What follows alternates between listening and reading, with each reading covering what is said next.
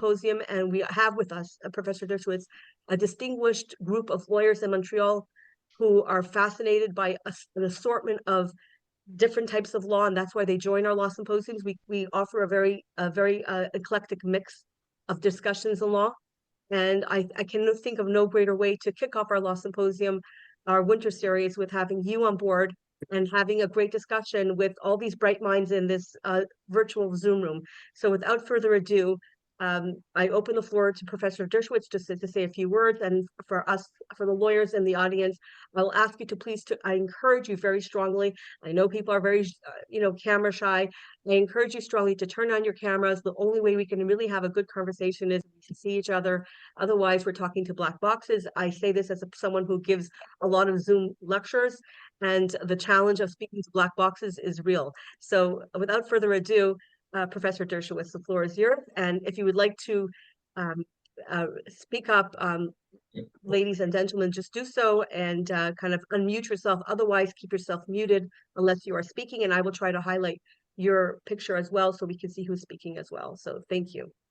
Well, thank you so much for the honor and privilege of speaking to this wonderful group. As you know, I've a close connection to Chabad that goes back probably to 1951 or 2 when I met the Rabbi. His secretary and Gabbai was a man named Rabbi Groner, and my closest friend was his nephew Tzvi Groner, and we went to lunch one day at Easton Parkway, and I was having lunch with my friend, and this very handsome, blue-eyed, bearded man came out. I didn't know who he was, and he asked me what Blat Gemara I was studying, and I told him Baba Kama, and he started asking me questions. So I had a bechina from the Reb. No idea whether I passed or failed, but I met him on 3 subsequent occasions and admired him enormously. And I helped to found the first Harvard Chabad, which was the first Chabad at any major university. We now have close to 400 of them.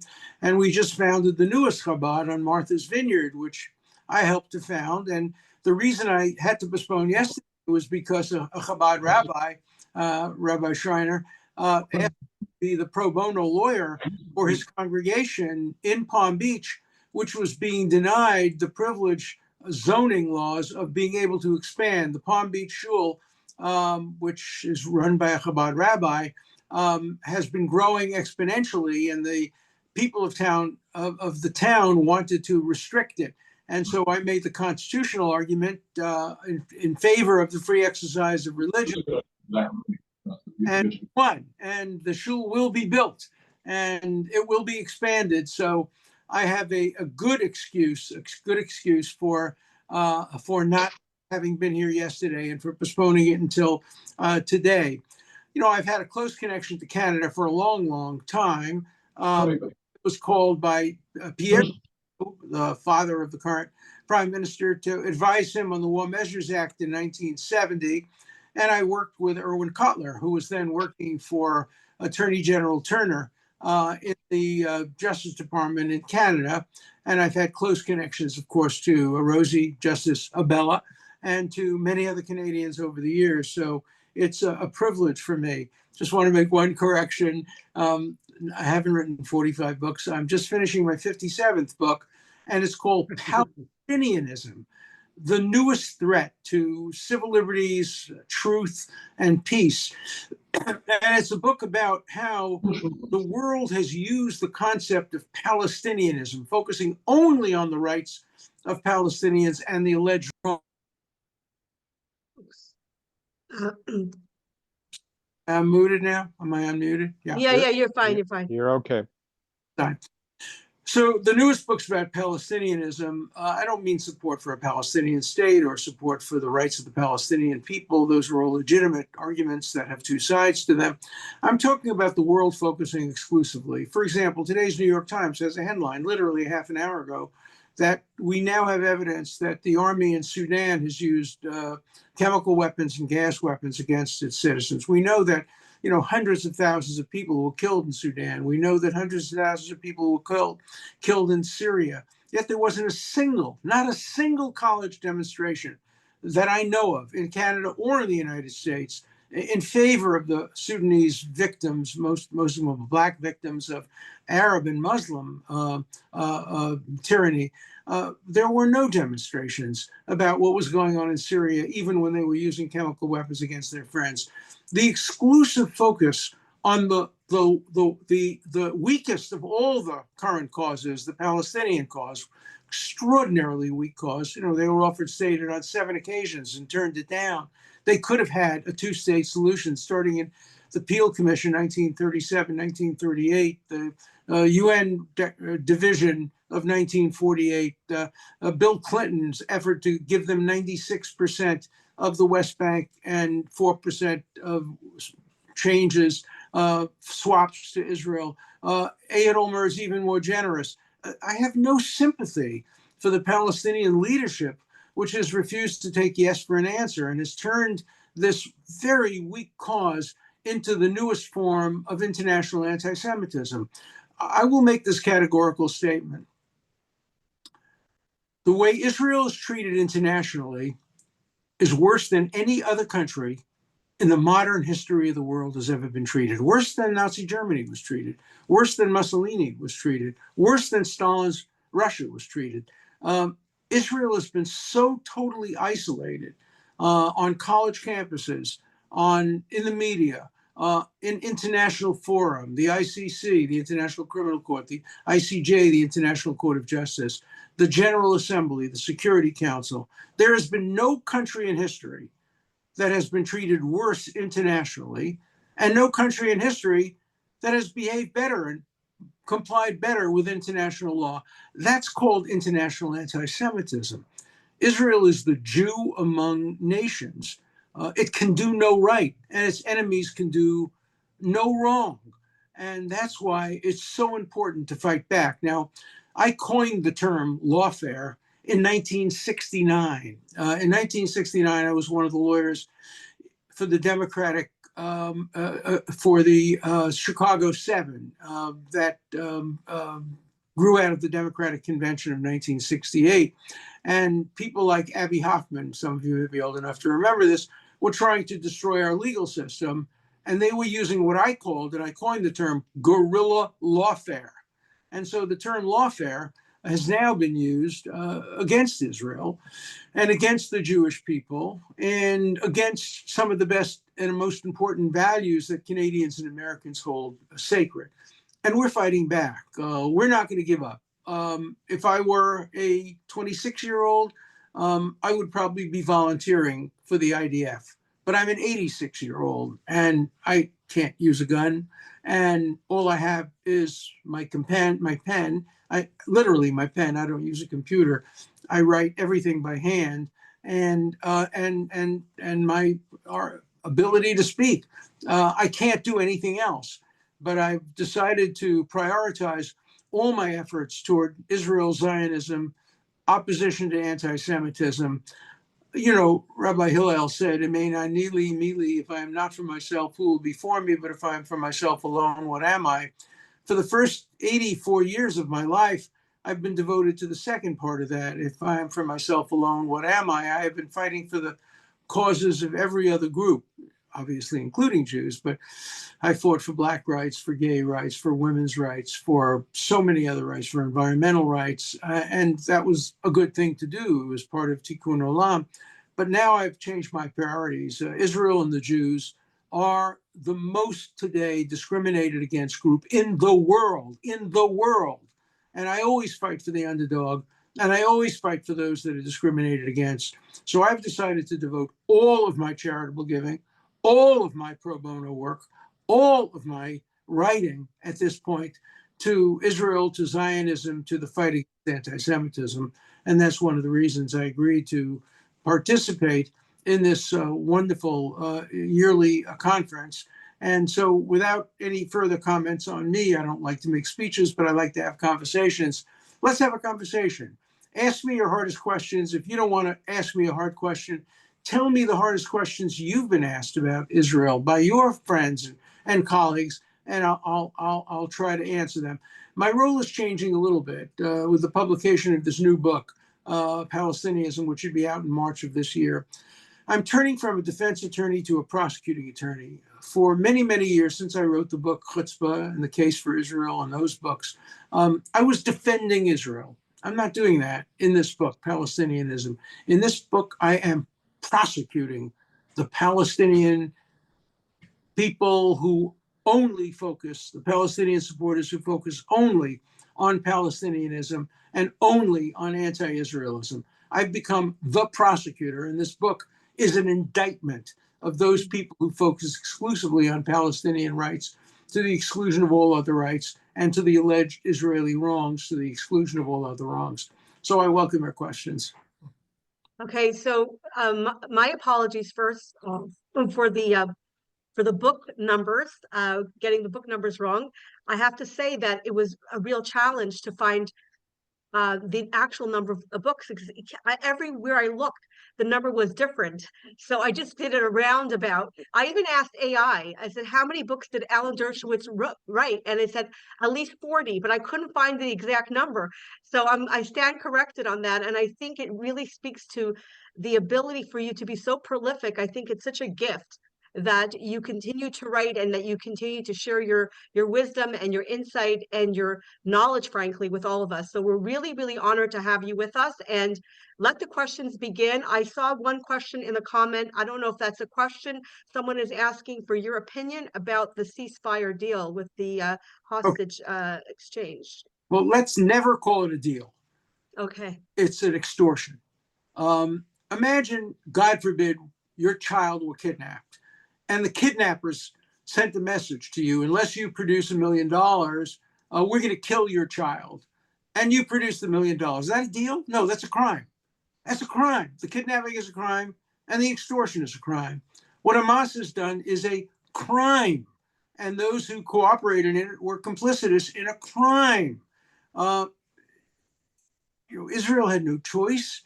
There were 250 people kidnapped, many of them murdered in cold blood. We know, we have the evidence, people shot in the head, of babies murdered, of mothers murdered. And we know that they would continue their murderous course. So this wasn't a deal.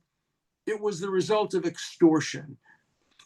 Is it a good deal? Not for Israel, not for the Western world, not for peace. It's a terrible deal. You're giving in to terrorists. But for the hostages and their families, it's, if they come out alive, a good deal. So this was a victory of the heart over the mind.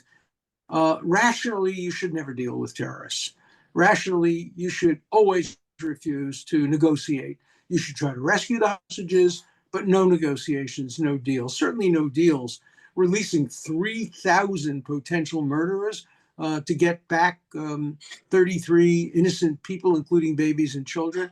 It's a terrible deal. But, when parents of the hostages or children of the hostages come to you with tears in their eyes, if you have a neshama, if you have a lave, if you have any kind of feeling, obviously you have to give some credence to that. So again, this is not a deal. Remember, too, Hamas has already broken the deal. On October 6th, there was a ceasefire with Hamas. There was a ceasefire with Hezbollah. The other side didn't comply with those ceasefires, so they're not going to comply with this. The key point is how the incoming Trump administration is going to deal with breaches of the so-called deal of the extortion. Will it allow Israel to go back into Gaza? Will it allow Israel to attack the cause of all these terrorist attacks, and that is Iran and its potential nuclear arsenal? So this is just the beginning of an extortion, and we'll have to see how it develops over time. I think one good thing that could come of this, here I'm speculating, there are rumors that the Israeli cabinet won't approve of this because Ben-Gvir and Smotrich have refused and said they would leave the government. I think that would be a good thing, personally, if they left the government. And I think if they were to leave the government, Bibi Netanyahu, who I've known since 1970, when his name was Ben Natai, and he was a student at MIT, I think Bibi would be able to easily replace him and form a national security cabinet, at least temporarily, to get this deal approved. And then if the cabinet were rid of Smotrich and Ben-Gvir, Israel would have a much greater flexibility in making peace and doing other things. And so I don't know if that's going to happen, but I can't say I love this deal. I'm not applauding. I'm applauding for the hostages who come back, if they do come back. We don't know how many of them are still alive, but this is not a deal, it's a crime. Okay, thank you so much for that. A question from Jordan Issenberg. Thank you for taking the time to share with us. How would you suggest young professionals interact with their senior colleagues when Palestinian sympathy and Israeli and Jewish defamation is the new workplace culture? Thank you. It's Question from one of the It's a very, very hard question. I mean, how would you interact if you had a Nazi as your boss? You wouldn't accept it. It really depends on what the person is doing. I could not have any dealings or work for or hire anybody who was pro-Hamas, who supported Hamas. I don't know the law in Canada and America. It's a crime to give material support to Hamas, which is a designated terrorist group, or Hezbollah. And so dealing with your superior, you want to hear a harder question? How do you deal with your children? How do you deal with nieces and nephews? How do you deal with your best friends?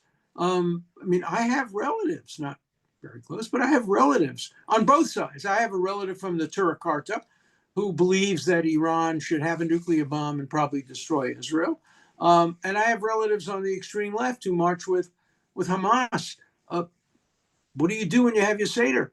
The last Seder, the one person who is pro-Hamas didn't show up, which is fine. I wouldn't have invited Pharaoh to my Seder either. But I have to tell you, this is a funny story, just so I'm talking about Seder. One year, we used to have a Seder for 75 people at our house. All the students at Harvard would come. And one year I got a call saying, there's a woman who would like to come to your Seder. Her name is Kamala Sadat. She's Anwar Sadat's daughter. I said, well, great, we'll welcome her. And before the Seder began, I took her aside and I said, have you ever been to a Seder? She said, no. I said, let me tell you the story. You guys don't come out too well in this. So I told her the story of Pesach, of Passover. And she said, what do you mean we don't come out too good? We're not Pharaonics. We're not in favor of Pharaoh. We're Muslims. We're on Moses' side. And she participated fully in the Seder. But I have relatives who can't participate in a Seder. And how do you deal with people who support the current form of Nazism, which is Palestinianism and Hamasism and Hezbollahism and Iranism, is one of the most difficult interpersonal questions that I think my generation, your generation faces. My generation faces it, fortunately, thank God, not with my own children or grandchildren, but faces it with relatives and friends of relatives. And the younger generation faces it with the older generation. There's no perfect answer. My view is always to keep talking. And even my relatives who are marching with Hamas, I send them all my articles and I urge them to respond. They don't, but at least let's have a dialogue. I don't cut anybody off. I have been cut off. Temple Emmanuel, which is the largest, most influential Jewish synagogue, probably in the United States, but certainly in New York, has banned me from speaking there. They will not allow me to speak there. But Peter Beinart, who doesn't believe Israel has the right to exist, was paid, I don't know, it was either $25,000 or $35,000 to deny Israel's existence at Temple Emmanuel. The 92nd Y has banned me from speaking. The largest Jewish speakers forum. They have people expressing the most anti-Israel views, but they won't allow me to speak. The Ramaz School, an Orthodox school in New York, has banned me from speaking. A large temple in Florida has banned me from speaking because I'm too controversial. They would have banned Theodor Herzl. I don't compare myself. They certainly would have banned Jabotinsky. They certainly would have banned so many other people. We have a real internal problem within the Jewish community. And, I was even banned from a synagogue in Toronto. I don't remember the name of it. But I used to get invited to Canada at least once a year, maybe twice a year. I haven't been invited to Canada since I defended Donald Trump. I didn't support him politically, but I defended him on the floor of the Senate against impeachment. And, what happens is every shul, every large Jewish organization has two or three machas who give a lot of money who say, wait, we don't want Dershowitz. He's too controversial. He's too extreme. So my voice has been silenced within the Jewish community. Thank you for allowing me to express my views. You have the right to turn off the television, and everybody has the right to walk out. But I don't think that large organizations have the right to ban me because some of the people don't like what I have to say. I have a question. Yeah. First of all, Professor Dershowitz, Erwin Lehman's my name. I'm a lawyer in Montreal. First of all, I congratulate you and agree with probably 99 to 100% of everything you've said today. And I don't know if I speak on behalf of every single Jewish lawyer or lawyer on this podcast. We should try to emulate you, whether we're 40 or 50 or 60 and getting on, because you're a credit to not only the Jewish community, but you protect Israel, you protect us, and you protect the Jews and the people of the USA by the stands that you take. And I understand now, I could be wrong, I don't think you're a Democrat or a Republican. That's right. I think you used to be a Democrat forever. And I congratulate you on going the route of the, I guess, independent that you are right now. I'm not asking you who you voted for. That's none of my business. I personally would have voted for Donald Trump. I'll say that openly as a protector of the interests of Americans and of Israel. Having said all this, my question is the following. I would have liked to have asked you a question about lawfare, not going way, way back, but particularly since the Trump election in 2016. But I want to restrict my question to the IDF, Israel Defense Forces. As you know, not only did they express, even our own prime minister said he would have to arrest Netanyahu if he came to Canada, and along with the former defense minister, Gallant, pursuant to the judgment or the order of the ICC. The question I have for you is as follows. I heard recently that a few soldiers from the IDF, were about to be arrested somewhere in Europe or the USA, and they were told by Israeli authorities, you better get back to Israel. They're about to arrest you. It was Brazil. It was Brazil, I think. It was Brazil. Okay. The question I had for you is the following, and it's about the IDF. Are you aware of any army, not just in the Western world, but within any democracy in this entire world, that has a higher moral standing in fighting wars than the IDF? And I would like to refresh, in case the angle that I get as a lawyer that I'd like to tell you is, I think people have to be aware that before there's ever any, whether it's a bombing, heaven forbid, by the Israeli Air Force, or a penetration by the guys on the ground, whether it's to a hospital, a school, a mosque, they seek authority from that internally with the IDF before they carry out anything like that, and no one's on their own.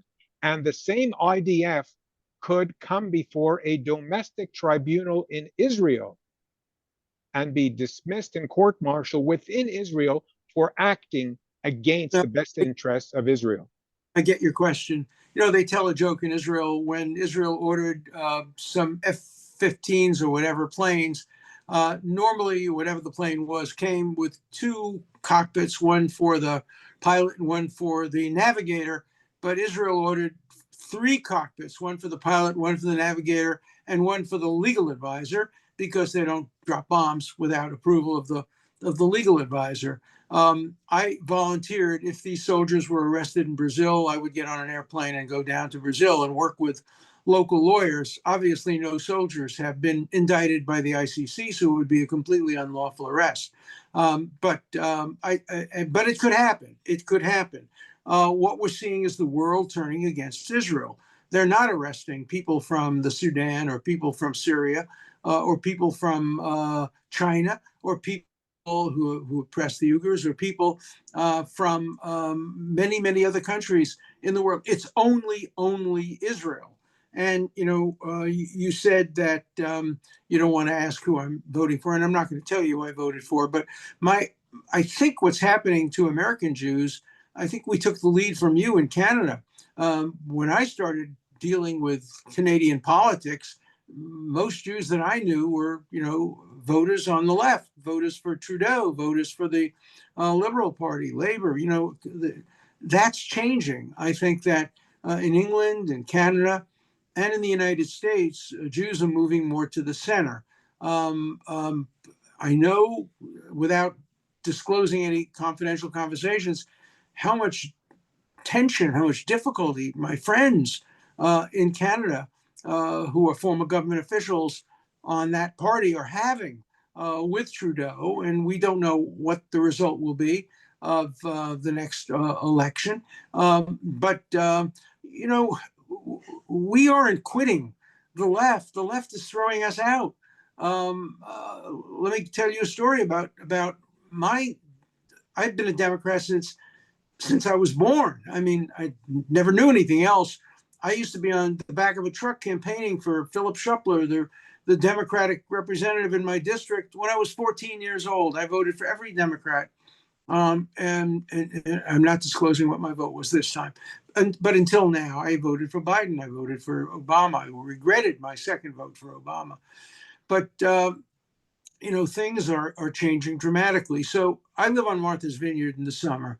And I think it's fair to say that if you ask anybody on Martha's Vineyard to name a Democrat Jewish Martha's Vineyarder, they would say, well, Dershowitz, he's the personification. He's a Democrat. He lives on the vineyard. And, of course. Well, the Democrats had a fundraiser on Martha's Vineyard, the Democratic Party, an official fundraiser. My friend Bill Clinton and Hillary Clinton spoke at the fundraiser. Not only wasn't I invited, but the Democratic National Committee explicitly directed the person who was running the fundraiser not to allow me to come to a Democratic Jewish Martha's Vineyard fundraiser. So I didn't leave the Democratic Party. I probably would have anyway. They threw me out because I'm a Zionist, because I'm pro-Israel, because I support values that they used to support, they don't support anymore, because I'm an embarrassment to them, because I would ask a hard question at the event. And so, I think American Jews, Canadian Jews, British Jews are facing similar experiences. Don't ask us for your vote if you're going to be opposed to our values. That would be hypocrisy for us to do that. And so I applaud Canadians who are changing parties. I applaud Britishers, or I applaud Americans who are changing parties.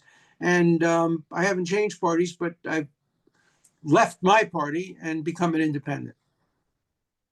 Okay, so we have a question from Michael Hollander. Mr. Hollander, if you want, you could just unmute yourself and we'll spotlight you. Thanks.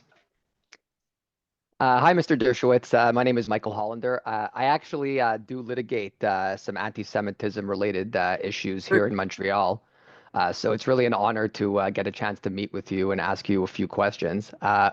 So one question that I had, to the extent that you've litigated the anti-Semitism issues in the U.S. civil courts, have you found any indication of pro-Palestinian bias? And if so, how have you dealt with it? I have not. I haven't seen any pro-Palestinian bias or anti-Israel bias in the judicial system. Maybe it's there, but I haven't seen it. What I've seen is a reluctance by the courts to get involved in these issues and for them to try to find all kinds of excuses, standing, case in controversy, whatever. And they try as best they can to avoid having to get to the heart of the issue.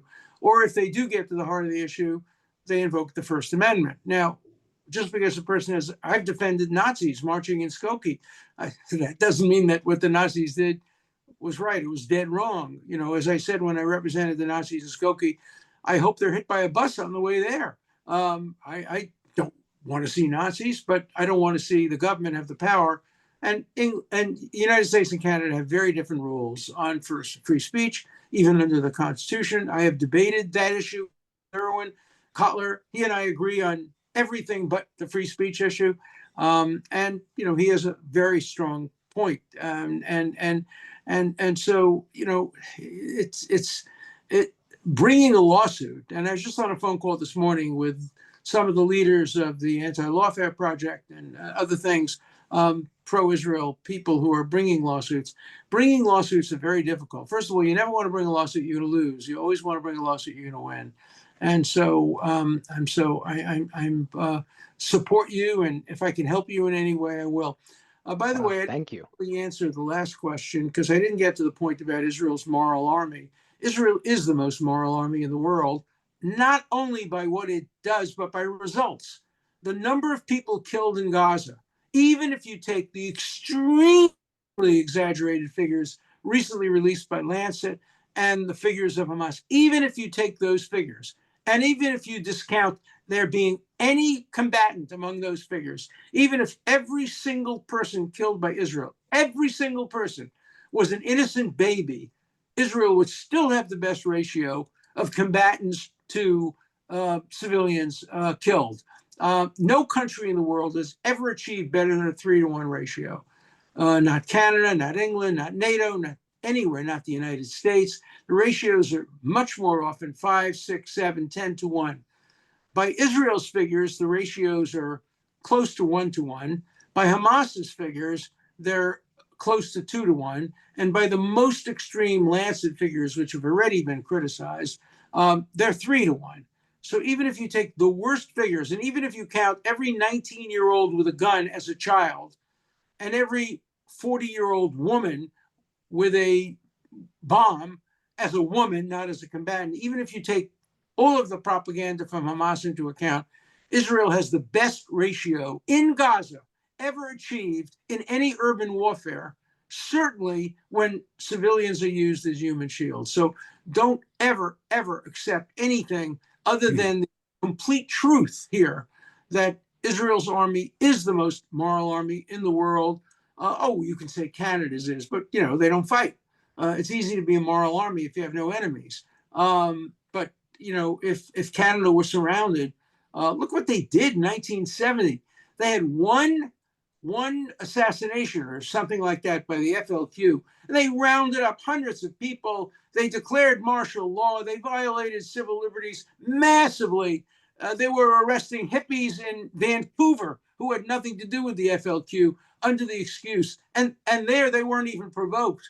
Look what England did during the Second World War. They put Jews from Germany into detention, saying they were enemy aliens because they're Jewish by nationality. I mean, every country has violated human rights. We bombed Hiroshima, we bombed Nagasaki, we bombed Dresden, we bombed Tokyo. And look what's happening today in Sudan. But to single out Israel is just international anti-Semitism. I actually had one more question, Mr. Dershowitz. I would ask for your opinion regarding one particular issue that I think is pretty evident in our community. So we're not really a homogenous community, as many people know, and there's many different opinions on Israel and on its actions and on its validity, even within our community. And at least what I've found in terms of the messaging is that because it's so inconsistent and divided within different segments and subsegments of our community, it's something that our enemies tend to very easily exploit. What's your opinion in terms of if there's a solution for that? Is there even a solution for that? You know, 2 Jews, 3 opinions. You know, Israel, the Jews get out of Egypt and already they're harping and complaining, and Moses is saying, you know, this and that. You can never bring Jews together. I would hope education would help solve the problem. Look, Canada has a terrible history when it comes to Jews. a very good history, in recent years. But let's remember World War II early on, and Itchy Abella, Rosie Abella's husband, wrote this wonderful book called "Even One Is Too Many" about the Canadian experience, excluding Jews. And then suddenly Canada became this great country for immigrants when it came to bringing Nazis from Ukraine in. And they brought so many Nazis from Ukraine. Canada should be ashamed of its early history. And it made up for it in recent years. And generally it's been supportive but it has fallen. Canada has tragically fallen into the human rights dilemma. Everything is human rights, except human rights is mostly about human wrongs. And mostly it's selective and biased. And Canada has been in the forefront of being biased in its application of human rights, applying a double standard to Israel and a double standard to other countries. So I love Canada, but I don't love its government. Thank you. Professor Dershowitz, morning, Ronald Levy. Nice to see you. Without giving undue credit to the ICJ, which I think deserves none, I'd like your comment from a pure legal perspective on the fact that Nawaf Salam from Lebanon, who was at war with our country in Israel, served as the Chief Justice of that court case. And I'd like your comment on that from a purely legal perspective. Should he have not recused himself? You're absolutely right. First of all, the ICJ is not international. It's not a court, and it wouldn't know justice if it fell over it. Why is it not international? It excludes countries from it. Israel has barely been represented. And you get, as you say, a Hamas-appointed judge. And of course, you couldn't get a judge appointed from Lebanon who didn't have the approval of Hamas when he was appointed. And for him to sit on the case, one of my closest friends in Israel is Aharon Barak. And he didn't ask me advice as to whether to sit as the judge on that case. He did, and he wrote a concurring opinion. As usual, it was a brilliant concurring opinion. But I don't know if I were a judge, if I would sit on a panel or a bench which included Hamas-appointed Chief Justice. I think it's an outrage, but nobody should take seriously the ICJ. It's not a court. It's a UN body. On the other hand, the ICC is a real court. It wasn't established by the UN. It was established by the Rome Treaty. And it appointed as its first prosecutor, probably the most distinguished prosecutor in the world at that time. A great man, Luis Ocampo. And it was a really good court during that period. And now it's become totally politicized. And the man who now runs it, Khan, broke every promise to Israel. I know, I arranged the promise. I arranged for him to come to Israel to hear Israel's side of the story before he issued warrants. And this was a Sunday night. He was supposed to come Monday morning, and I get a call from his executive assistant saying, sorry, but Khan is canceled. He doesn't need to hear Israel's side. And he issued the arrest warrants without hearing Israel's side. And so even though the ICC is a real court, its members are not appointed. Oh, by the way, the other reason that the International Court of Justice is not a court is because its members are appointed by the governments. And the governments decide who should be the judges and decide who should be removed from the courts. And, imagine the Chinese judge being able to be independent. Of course, he has to be on the phone every 5 minutes, just being told how to vote. But the ICC is different, but it's been a great disappointment. It had real potential. But my goal is to see Canada remove itself from the ICC. I think it hurts Canada's standing in human rights that it's a member of the ICC, and I would like to see it leave. The United States will never join the ICC. Do you know that Israel wanted to join the ICC originally, but the United States urged it not to because it didn't want to join it? Thank you. Thank you very much. Devorah, I have a question. May I? Yeah. Who identify yourself? Philip Fine. Okay. Professor Dershowitz, thank you so much for taking the time to speak to us today. My question is, what is your opinion with respect to both American and Canadian university presidents and professors allowing demonstrations against Israel on campuses based on freedom of speech? That's a great question. Every school should have a principle of neutrality. If the school would allow the Ku Klux Klan could come on campus and call for the lynching of blacks, then it should allow Hamas to come on campus. But if it wouldn't allow the Ku Klux Klan to come on campus, or other racist or sexist groups, if it should allow a group to come on campus that advocates the raping of women, it would never allow that. And so free speech is a fake argument. Free speech must be free speech for all, not free speech for some. You can't have free speech for me, but not for thee. Let me tell you about university presidents. I've been offered university presidencies. I've had the good sense to turn them down, deanships. The one thing you need to be a university president or a dean, you have to be testicularly challenged. That is, you have to have no balls. Pardon for the rudeness, but that's the truth. By the way, I'll tell you a fascinating story about that. When Ben-Gurion was the prime minister early on in Israel's history, he turned to his cabinet, which had 10 men and 1 woman, and said, there's only one person in this cabinet who has balls, and that is Golda Meir. Now, that's interesting because the word balls in Hebrew is beitzim, which means eggs. So it was an appropriate statement.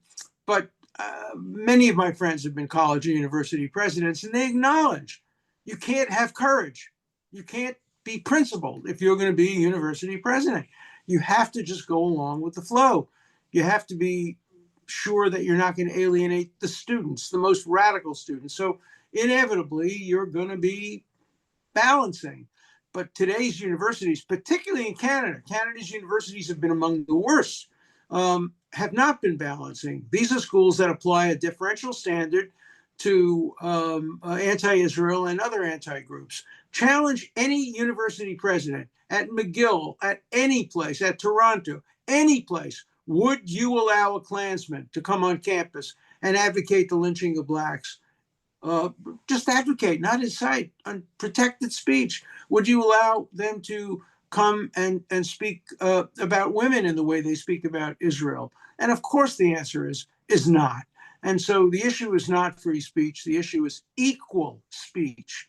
The issue is shoe on the other foot test. Do you pass it? Do you have equality of opportunity? And the answer from most universities, not most, for all universities, is no, which is why the president of Harvard, the president of Penn, the president of MIT, all these presidents failed the simplest test. They were asked, the president of Harvard is asked, would you allow students to advocate genocide against the Jews? And her answer was, well, it depends on context. But if she were asked the same question, and she was when she was the dean, would you allow people to come on campus and call transgender people he or she? No, of course she wouldn't allow that, or allow anybody to advocate the lack of equality for women or the lack of equality for gays. Of course she wouldn't. So she didn't get fired.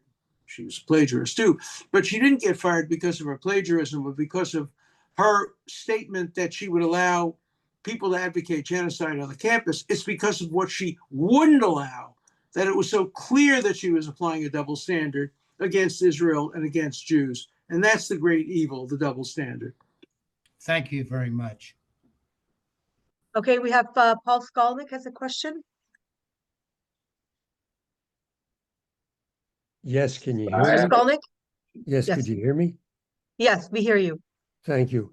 Professor Dershowitz, I want to look at the issue of young Jewish people that belong to groups like B'Tselem, Jews for Gaza, Jews against Israel, occupiers, and so on and so forth. How do we deal with this?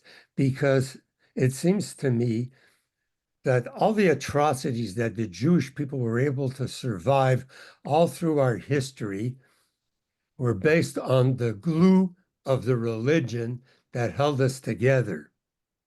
Now you have society going in a more secular direction, and we have these Jews like B'Tselem who are anti-Israel, call Israel an apartheid state and so on and so forth.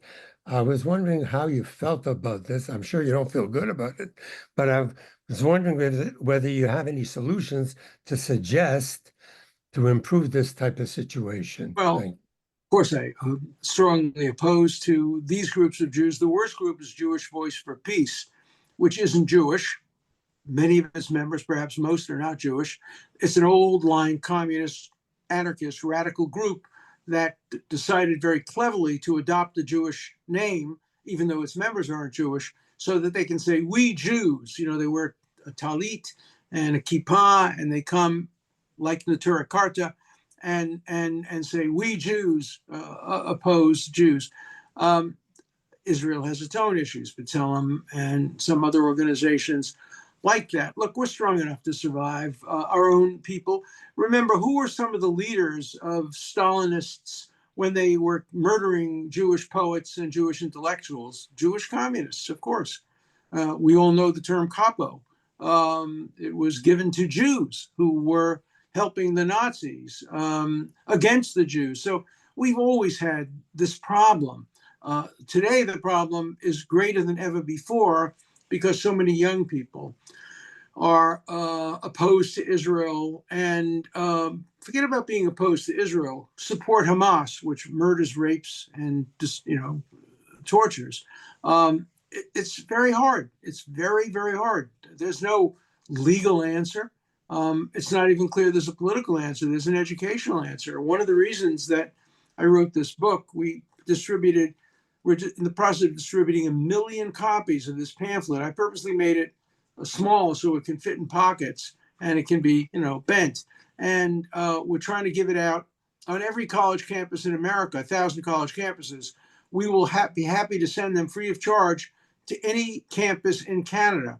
All you have to do is write to my publisher, Skyhorse Publishing in New York. Tell them the number of copies you want and the address. And in that day's mail, 500 copies, 600 copies will be sent. And if you distribute them to students, maybe. I spoke recently at a Zionist conference, and there was a protest against me and a protest against Israel, and they were screaming and yelling. And I told them about this book, and of course, some of them took it and threw it on the floor and stepped on it. After the event was over, my wife and I were walking home, and this guy comes over to us. I was a little scared because he was there, and he looked like somebody who would have been there. And he said, Professor Dershowitz, I'd really like to get a copy of that book. I want to hear both sides of the story. And so I actually signed a copy to him. And I said, thank you for listening to both sides of the story. I haven't heard from him, but you never know. Look, there's a famous story about this. There was a Muslim in England, a Pakistani, who was about to go blow himself up in Israel. He had volunteered to be a shaheed. And he decided before he killed himself and killed Jews, let him learn a little bit more about it. So he went to Waterston Books, and he saw on the remainder shelf for like $2 my book, The Case for Israel. He decided to buy it. He figured he'd find all these arguments terrible. He read the book, and he decided that I was right, and he became a Muslim Zionist. And he now goes all over the United States speaking on behalf of Israel. So, I don't believe the pen is mightier than the sword. And by the way, neither does the Psalm of David. Remember, the Psalm of David says, Hashem ozli amo yitain, Hashem yivarech et amo b'shalom. God will give the Jewish people Oz, strength, and only then will they get peace. It didn't say God will give the Jewish people a pen. It said, strength. Strength may include a pen, but, Israel and the Jews need material strength, physical strength. But we also have to keep writing and arguing. And what upsets me most is these Jewish organizations that have censored pro-Israel speakers. And I'm not talking about Jewish Voice for Peace now. I'm talking about, as I said, Temple Emmanuel, 92nd Street Y, the Ramah School, and various Canadian institutions that used to invite me but don't invite me anymore. They don't want to hear my point of view. So it's Jewish self-censorship. That's part of the problem. And the way to evade that is to write your own book and have it distributed. And that's what I'm doing. Okay, thank you. Alan Nadell, you have a question? Yes. Yes, thank you, Professor Dershowitz, for joining us today. And as past president, one of the past presidents of Lord Reading Law Society, thank you also for attending some of our events, and look forward to seeing you another occasion. My question is, the current Israeli government has been criticized for not addressing what comes next. In other words, after their stated goal of destroying Hamas in Gaza, what comes next as far as Israeli-Palestinian relations? How is Gaza going to be governed? Is a Palestinian state at some point in the future inevitable, subject to whatever conditions may be applicable? It's a great question. Israel is doing exactly the right thing. It has to finish what's in the past first. When Canada and the United States and NATO went into Afghanistan, they didn't ask what was coming next. They should have. Very few countries do. The United States did in Germany after the Second World War, and Japan, and that was very, very positive. And I would hope that Israel has plans. I don't think they should be disclosing them necessarily now. I have been in favor of a two-state solution since 1967. I wrote my first article about it in 1970. I debated Noam Chomsky about it. I don't believe a two-state solution is feasible right now, certainly not with Hamas being continually in control of the Gaza and Hezbollah in control of Lebanon. I think timing is everything. I would hope eventually for some kind of a two-state solution. Remember already, there is a two-state solution. People forget. If any of you have been to Ramallah, I go to Ramallah from time to time when I go to Israel. I met with the head of the Palestinian Authority, the prime minister. I'm always welcome in Ramallah. I always have great food there too, and it's it's a Palestinian state. It's a self-governing entity on the West Bank in which an Israeli soldier never sets foot. The only time an Israeli soldier ever set foot was accidentally when two of them, by mistake, made a wrong turn and ended up in Ramallah and were lynched. You remember that, the Red Hand, when they tore them apart limb by limb. That's Ramallah. But Ramallah is the Palestinian state. And if different cities were to begin to behave like Ramallah, generally not the time when they did the lynching, but self-governing, making their own decisions, if that spread to Jericho, and that it's not going to spread to, obviously, some of the worst cities on the West Bank, which are really just excuses for terrorist bases. But, Israel didn't get established in a day. When Winston Churchill went to Palestine early on, and they said, should there be an Israeli state? He said, what do you mean, should there be a Jewish state? There is. They have newspapers. They have parliament. They have universities. They are building a state gradually. That's what Israel did. 1948 was just a recognition of a reality that Israel was a state. The Palestinians have to do the same thing. Let's be clear. The Palestinians have no right to a state. They have no right to a state. Don't quote me. Quote Bill Clinton. When Bill Clinton said, I offered them a state in 2000, 2001, they turned it down. Olmert offered them a state. They turned it down. And he said, don't come begging for a state now when you've turned it down both times. They have the worst case for a state. Who has a good case for a Palestinian state? The Israelis do, because they want to be separated. A good divorce is better than a bad marriage. And eventually there has to be separation. And hopefully there will be sufficient peace over maybe a 20-year period. Who knows? Before a state could be established. It has to be disarmed. It has to be at peace. It has to reject any kind of terrorism. Is that going to be possible? I don't think so. As Bill Clinton said as well, Hamas doesn't want a state.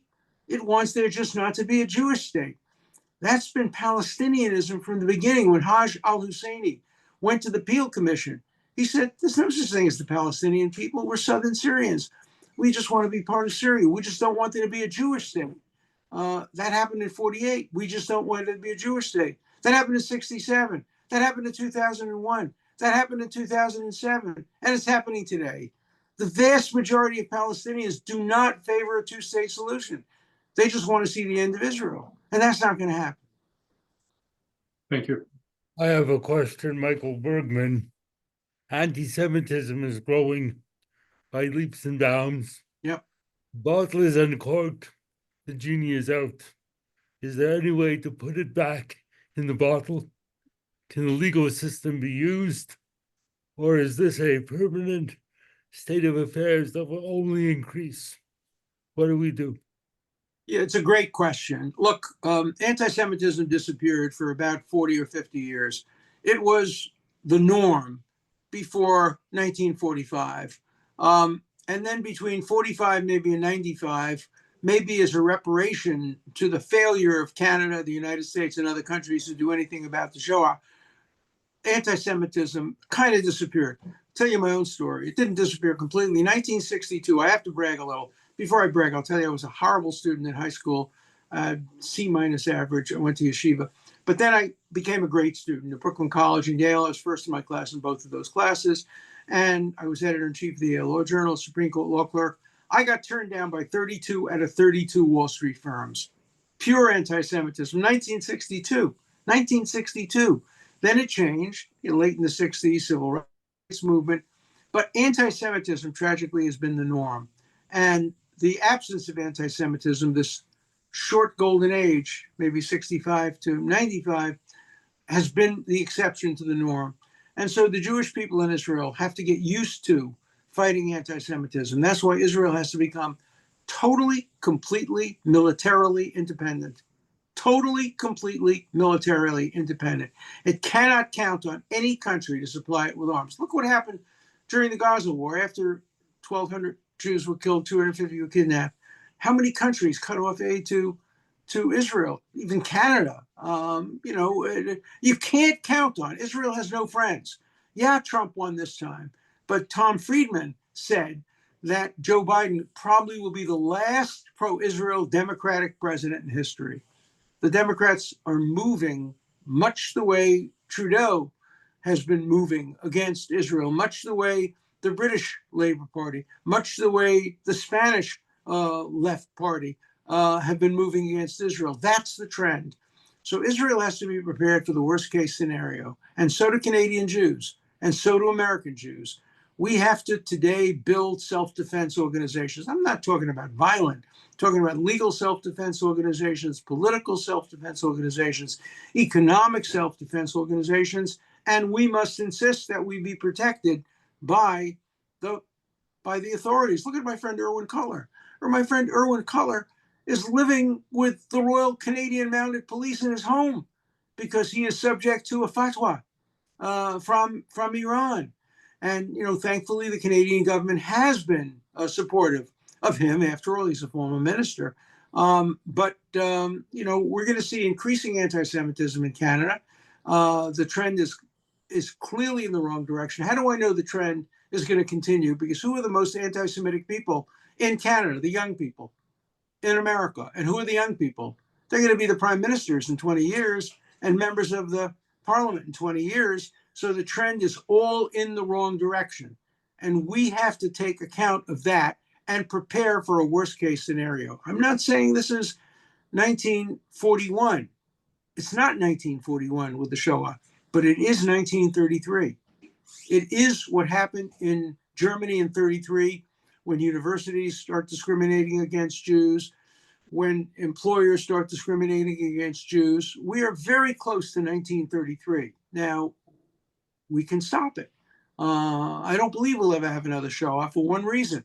The IDF, the Israel Defense Forces, are one of the most powerful defense forces in the world, and they would never allow another Shoah to occur. But we have to be prepared for Jews and for Israel to be on the defensive, certainly for the rest of my life, probably for the rest of the lives of many of you who are tuned into this symposium today. Thank you. Excuse me, I have a question. First of all, I feel particularly privileged, Professor, because I was at the town hall yesterday in Palm Beach. So it's 2 days in a row. Well, actually, I had left before you spoke, but I heard that you leveled a very serious threat to the council, and I guess that threat, together with everything else that was said by by the synagogue's people, which was the only logical things that I heard there, prevailed happily. First of all, I don't have any children at this point who are of university age, but I would really like to get a copy of that pocket book for one of my children, because maybe it'll do some good. You can just get it for a couple of bucks on Amazon. If you Okay, perfect. $2 on Amazon. It's free for students. Okay, great.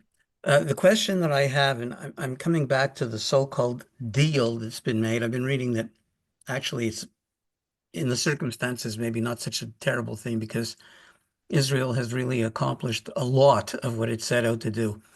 But that notwithstanding, my question focuses more on the incoming Trump administration. And I know that nobody knows the answer to this. I don't think you would know it either, but I've heard, or I've read in some places, that people are saying that Trump will allow Israel a free hand with Iran once he gets into power. What's your view of that? No, I don't think that's true. I know Donald Trump. I represented him. I met with him twice since he was president, including last Saturday. He came to hear me give a talk on lawfare, and then we had an opportunity to spend time together. He will not give Israel a free hand. He doesn't favor, foreign wars. He wants to have his domestic program. There are rumors that if Hamas breaks the deal, maybe he would allow them, or he would tell them. First of all, Israel's not necessarily going to listen to Trump. It didn't listen to Biden. If it had listened to Biden, Hamas would still have Sinwar, and they would be stronger than ever. Hezbollah would still have Nasrallah. He'd be stronger than ever. Iran would be stronger than ever. Everything Biden told Israel to do was wrong, and everything Biden told Israel to do, Israel didn't do. Now, we don't know. I hope there's a better relationship between Trump. I have volunteered to help with that relationship because I know both Trump and Netanyahu. And I hope the president will call on me to do something to help strengthen the alliance. But Trump has his own agenda. He's supportive of Israel, but he has some advisors who are not. I mean, Tulsi Gabbard, who is in his nomination for his cabinet, is not pro-Israel. Tucker Carlson is not pro-Israel. There are others who are not pro-Israel. There are others who are just isolationists, who don't want to see anything that America does to help other countries. So it's impossible to predict. Look, I think Trump is pro-Israel, and I think he also admires strong countries, and I think he has tremendous admiration. I know he has, because I've talked about it with him. Tremendous admiration for what Israel did to Hamas, did to Hezbollah, and most importantly, has done so far to Iran. He has enormous admiration for that. That's his kind of thing. But on the other hand, he is not a warmonger. People think he's conservative. Therefore, there are two groups within the Republican Party now. One of them are the old hawkish neoconservatives. That's not his group, and the neoconservatives would have done anything Israel wanted them to do, but they're not in control. And I think that so far his cabinet picks are mostly pro-Israel. Obviously, Elaine Stefanik is. Obviously, Mark Rubio is. Pam Bondi, my friend, who's the Attorney General, is very pro-Israel. Of course, his ambassador to Israel, another friend of mine, is very pro-Israel. But don't know so much. And the Secretary of Defense designee is pro-Israel. But the person who's been nominated for the head of the intelligence is not.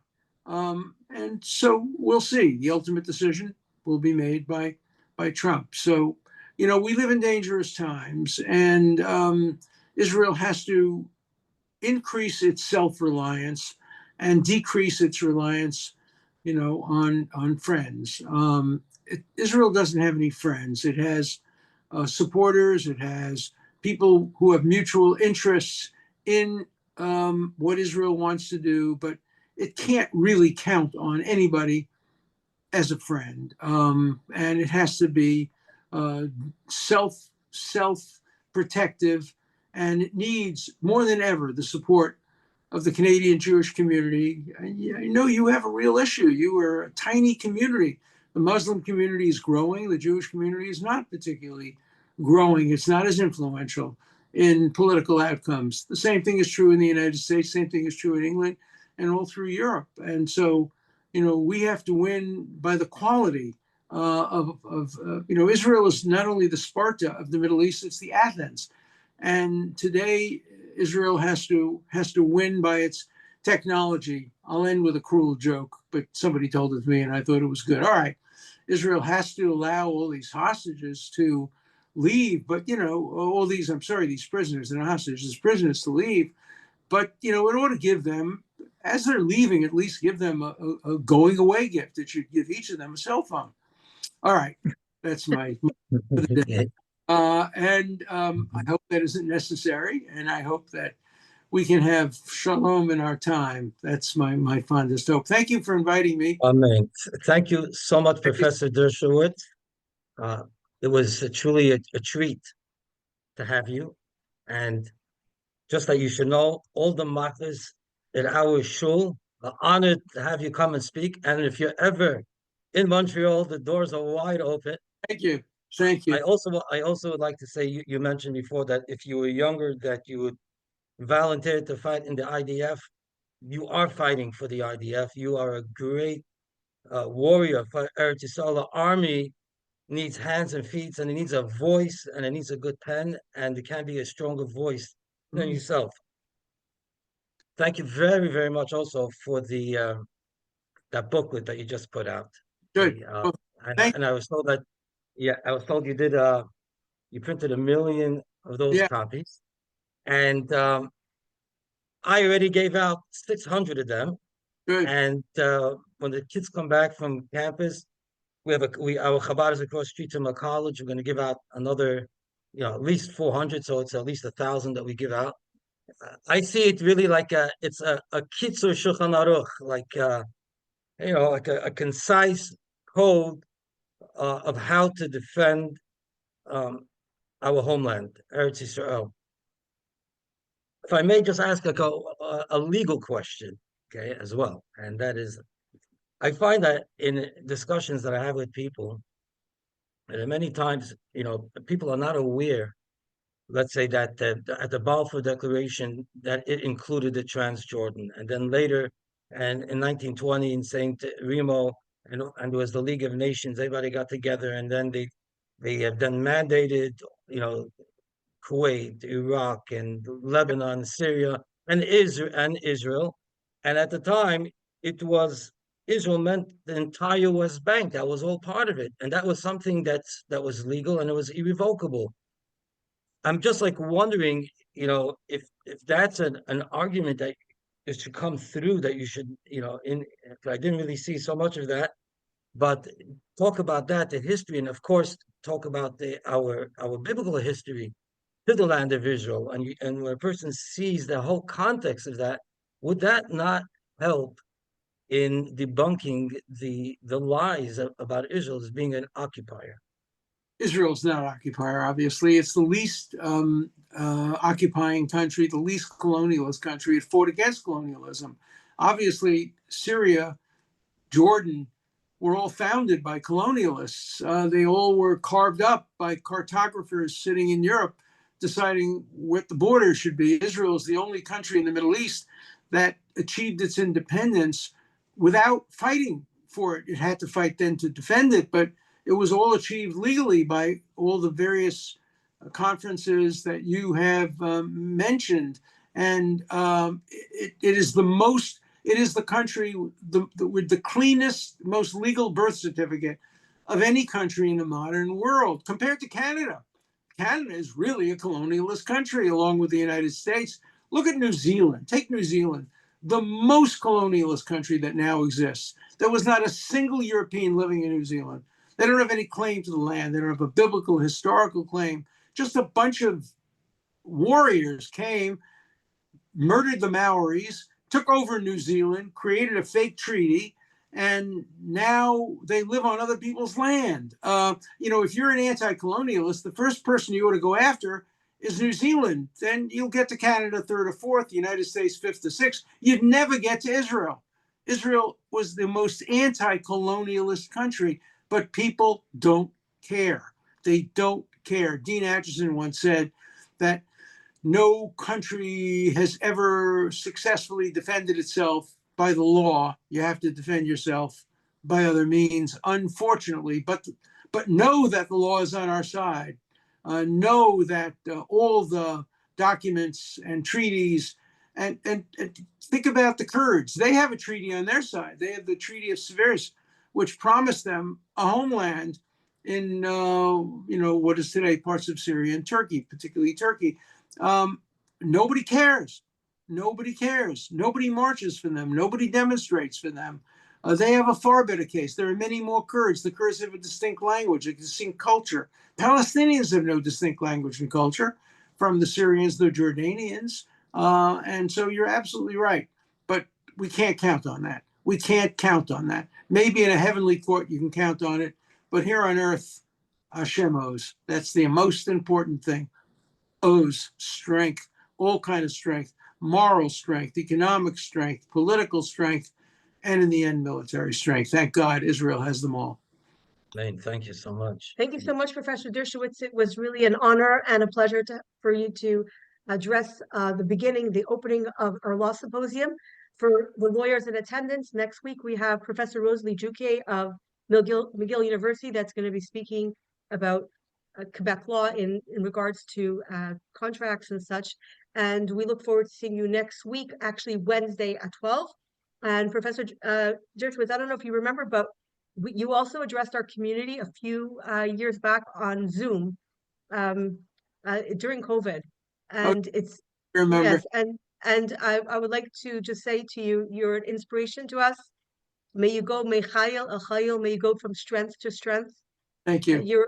Your remarkable energy and your prolific writing is something that is an inspiration to all of us. And I think that you embody very much the sayings of the Pirkei Avot, which is Lo alecha hamlacha ligmor. It's not necessarily for us to finish the work because we may not have control of that. But neither are we exempt from giving our best effort. And I think that our lawyers today, so highly knowledgeable and educated, and I think you gave us all great food for thought, and above all, inspiration to deal with the realities that we are facing as a community, and to see how we can best use our voice using the law and the legal applications that are available to us. So thank you so much for joining us. It was a true honor and a privilege, and that's what we're seeing in all the comments. Thank you, everyone. You recorded this. I'd appreciate if you could send me a copy of the recording. With pleasure. We'll do right away. Thank you. Thank you So much. Bye-bye. you. Take care, everyone. Thanks everyone for Professor. joining. Bye. Thanks for your questions. Bye. Thank you. Safe trip. Bye.